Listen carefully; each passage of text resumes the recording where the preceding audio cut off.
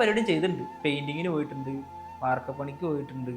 പിന്നെന്ത് ചെയ്യും, bathroom സെപ്റ്റി tank clean ചെയ്യുന്ന വെച്ച് കഴിഞ്ഞാൽ ഒരു പൈപ്പിൽ നിന്ന് വേറൊരു സ്ഥലത്തേക്ക് ഇടാൻ വേണ്ടിയിട്ട് വരെ പോയിട്ടുണ്ട്.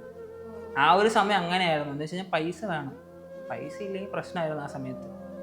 അങ്ങനെയാണ് ഞാൻ ഇവിടെ എത്തിയത്. കല്യാണത്തിന് മുന്നേ. കല്യാണം കഴിഞ്ഞിട്ട് പിന്നെ ഇതന്നെ, അപ്പോഴേക്കും കൊറോണ എല്ലാം ഏകദേശം കഴിഞ്ഞ് പിന്നെ വർക്കിന് പോകാൻ തുടങ്ങി. എന്ന് വെച്ചാൽ ഇതൊന്നും ആർക്കും അറിയില്ല. ഞാൻ ഇവൾക്കെല്ലാം അറിയാം.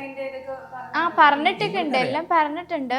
പക്ഷെ കല്യാണം കഴിഞ്ഞിട്ട് ഞാൻ ഒന്നിനും വിട്ടിട്ടില്ല, അങ്ങനെയുള്ള കാര്യത്തിനൊന്നും ഞാൻ വിട്ടിട്ടില്ല.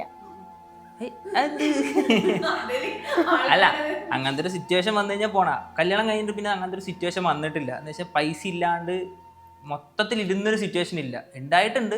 ഞങ്ങളുടെ ഫസ്റ്റ് വെഡിങ് ആനിവേഴ്സറി ഒക്കെ അതൊക്കെ മറക്കാൻ പറ്റാത്ത സംഭവമാണ്.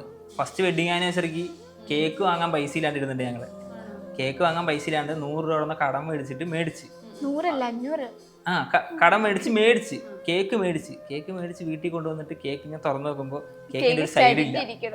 അത് സൈഡിലേക്ക് നീങ്ങിയിട്ട് മറ്റേ ആ പെട്ടിയിൽ തട്ടിയിട്ട് പോയി പകുതി. അന്ന് കരഞ്ഞിരുന്ന് മുറിച്ചൊരു ദിവസമുണ്ട്.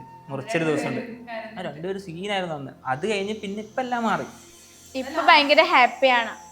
പക്ഷെ എന്റെ വെഡിങ് ആനിവേഴ്സറി എനിക്ക് ഗിഫ്റ്റ് ചെയ്ത് തന്നാ ഡയമണ്ടിന്റെ മോതിരം എനിക്ക് ഗിഫ്റ്റ് ചെയ്ത കഴിഞ്ഞ.